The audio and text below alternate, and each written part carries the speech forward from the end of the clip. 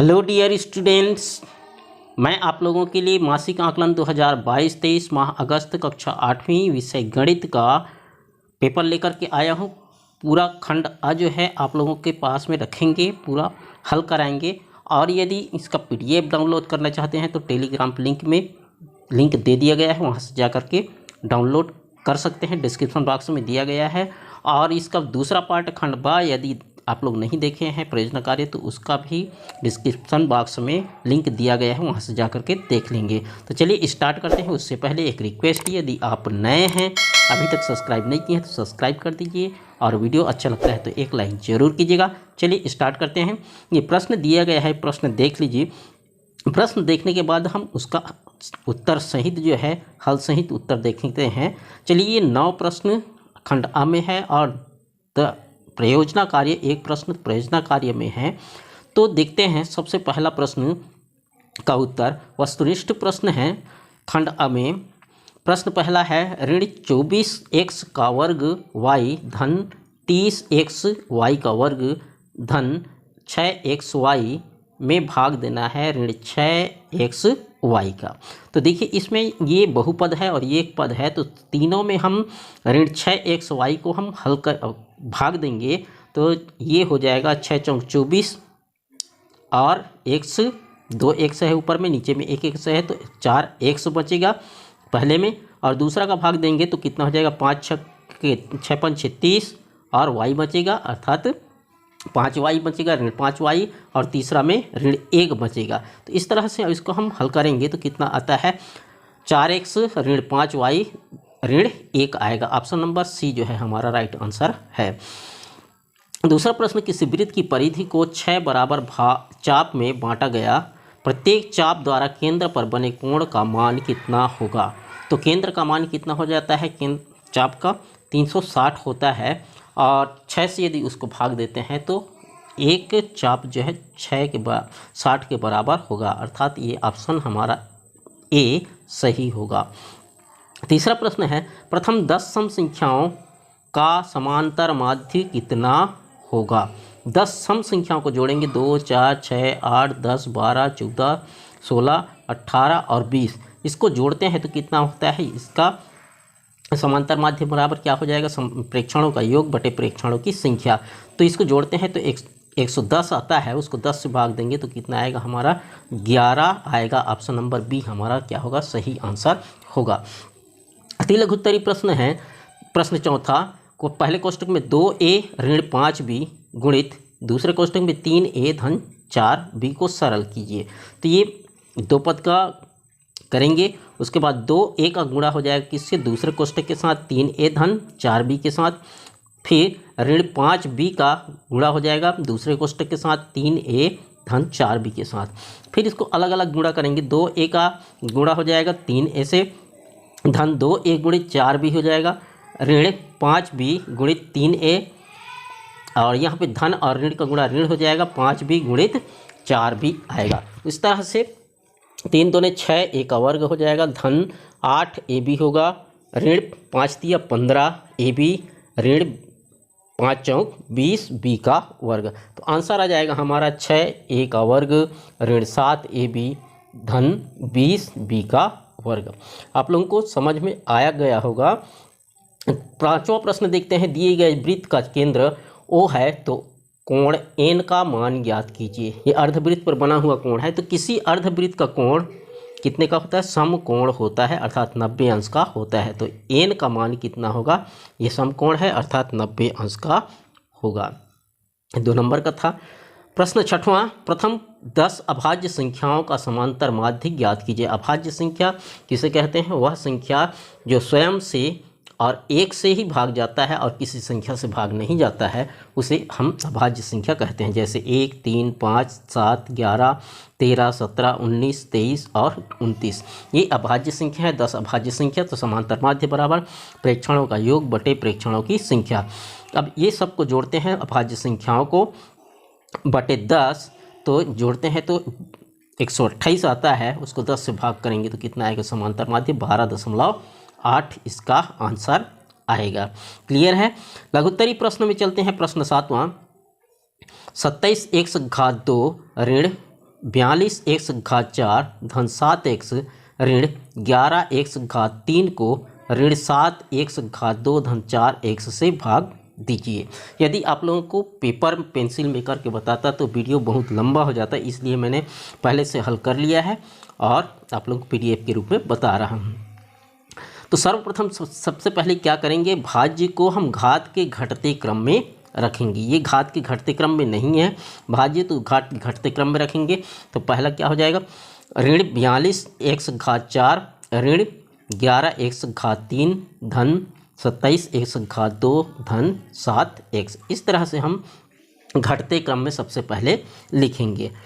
अब भाज्य को अपने जगह में और भाजक को अपनी जगह में रख देते हैं।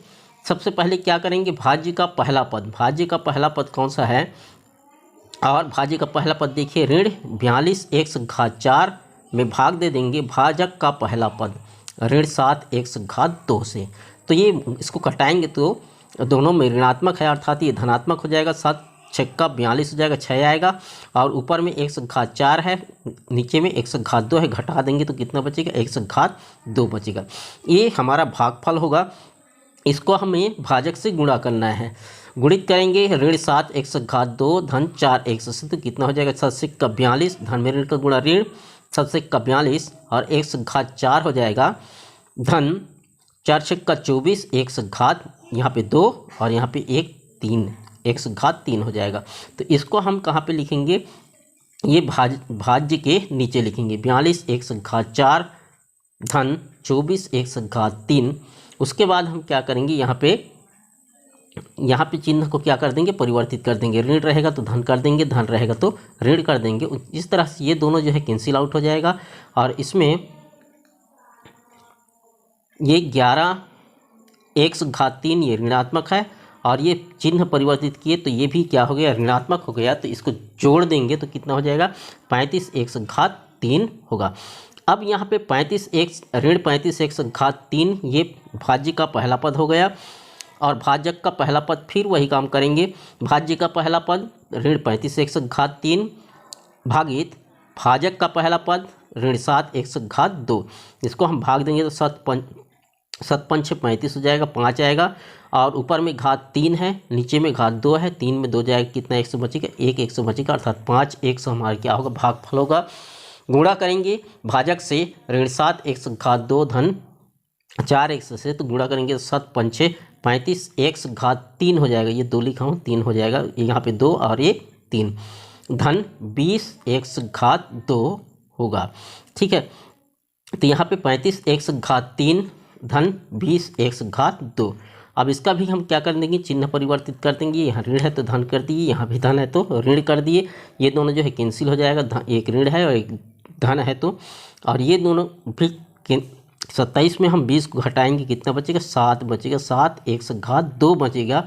अब इसका भी पहला पद क्या हो गया, 7 x घात 2 हुआ। तीसरा काम वही करेंगे, 7 x घात 2 भाज्य का पहला पद और ऋण 7 x घात 2 भाजक का पहला पद, इसको हम कटाएंगे, कैंसिल आउट करेंगे तो ऋण 1 आएगा। इसका गुणा करेंगे भाजक से ऋण 7 x घात 2 धन 4x से, तो हमारा आएगा ऋण में ऋण का गुणा धन हो जाएगा 7 x घात 2 और धन में ऋण में धन का गुणा ऋण हो जाएगा, ऋण 4x होगा। उसको हम यहाँ भाज्य के नीचे लिखते हैं ऋण 7 धन 7 x घात 2 ऋण 4x। चिन्ह परिवर्तित करेंगे तो ये कैंसिल आउट हो जाएगा, धन और ऋण कट जाएगा और ये दोनों धनात्मक हो गया तो जुड़ जाएगा 7 और 4 11x। 11x हमारा शेष फल होगा। इस तरह से हमारा भागफल आया। भागफल कितना आया, 6x घात 3 धन 5x ऋण 1, ये हमारा भागफल आया और शेष फल जो है हमारा 11x आया। 8वां है, दिए गए वृत्त की जीवा केंद्र O पर 90 अंश का कोण बनाता है। यदि OL लंब है AB पर तथा OL बराबर 107 सेंटीमीटर हो तो जीवा AB की लंबाई ज्ञात कीजिए। ये जो है OL की लंबाई 1.7 सेंटीमीटर दिया गया है, तो OL लंब है AB पर, तो वृत्त के केंद्र से जीवा पर डाला गया लंब जीवा AB को समद्विभाजित करती है, अर्थात AL बराबर LB हो जाएगा। तो OL बराबर 1.7 सेंटीमीटर है तो OL बराबर LB हो जाएगा। अर्थात AB बराबर क्या हो जाएगा, AB बराबर 2 गुणित LB हो जाएगा, अर्थात 2 गुणित 1.7 सेंटीमीटर, अर्थात इसका आंसर आएगा हमारा 3.4 सेंटीमीटर। लास्ट प्रश्न है दीर्घ उत्तरी प्रश्न में, प्रश्न नंबर 7x ऋण 6 और 15y ऋण 2 का गुणनफल ज्ञात कीजिए। x बराबर 1 y बराबर 2 के लिए गुणनफल सत्यापित कीजिए। अथवा दिया है 6x ऋण 7y और 2x का गुणनफल ज्ञात कीजिए। x बराबर 1 y बराबर 1 के लिए गुणनफल सत्यापित कीजिए। दोनों एक ही तरह का प्रश्न है, एक ही जैसे प्रश्न है। तो चलिए स्टार्ट कर देखते हैं। पहला का देखते हैं, पहला का 7x ऋण 6 और दूसरे कोष्टक में 15y ऋण 2, दोनों का गुणनफल करेंगे। 7x का गुणा दूसरे कोष्टक के साथ 15y ऋण 2 के साथ, ऋण 6 का गुणा दूसरे कोष्टक 15y ऋण 2 के साथ करेंगे। तो 7x का गुणा हो जाएगा 15y के साथ, ऋण 7x गुणित 2 ऋण 6 का गुणा 15y के साथ, और ऋण का गुणा धन हो जाएगा 6 का गुणा 2 के साथ करेंगे। तो इस तरह से 15 सत्ते 105 xy हो जाएगा, और 7 दूने 14 x ऋण 15 छक्के 90y और 6 दूने 12।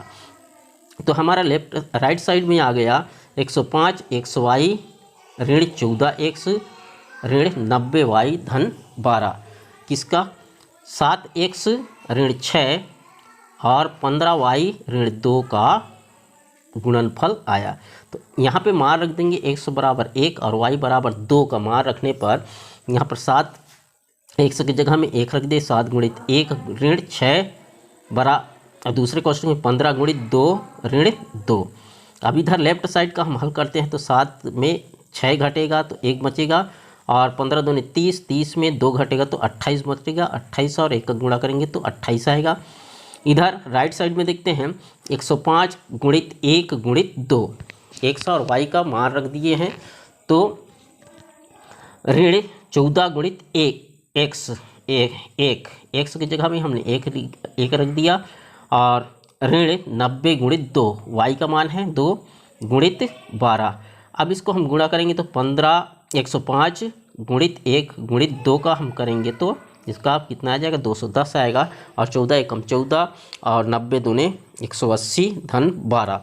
तो इसको हम हल करेंगे तो धनात्मक और धनात्मक को जोड़ देते हैं, 210 और 12 को जोड़ेंगे तो 222 हो जाएगा, और दोनों ऋणात्मक को जोड़ेंगे 14 और 180 को जोड़ेंगे तो 194 होगा। 122 में हम 194 को घटाते हैं तो 28 आता है। तो लेफ्ट साइड में भी 28 और राइट साइड में भी 28, अर्थात बायां पक्ष में भी 28 और दायां पक्ष में भी 28 आया, अर्थात यह सत्यापित हुआ। इस तरह से आप लोग बड़े ही ध्यानपूर्वक स्क्रीनशॉट लेकर के आप बना सकते हैं, या इसका PDF डाउनलोड करके आप सत्यापित कर सकते हैं, समझ सकते हैं। और यदि कहीं पर डाउट होता है तो कमेंट बॉक्स में ज़रूर कमेंट कीजिएगा, और यदि अगला वीडियो कौन सा होना चाहिए इसके लिए भी कमेंट बॉक्स में ज़रूर कीजिएगा। यदि वीडियो अच्छा लगा हो तो अपने दोस्तों के साथ शेयर कर दीजिए ताकि उनको भी फ़ायदा हो सके। मिलते हैं अगले वीडियो में नेक्स्ट टॉपिक के साथ, तब तक के लिए जय हिंद जय भारत।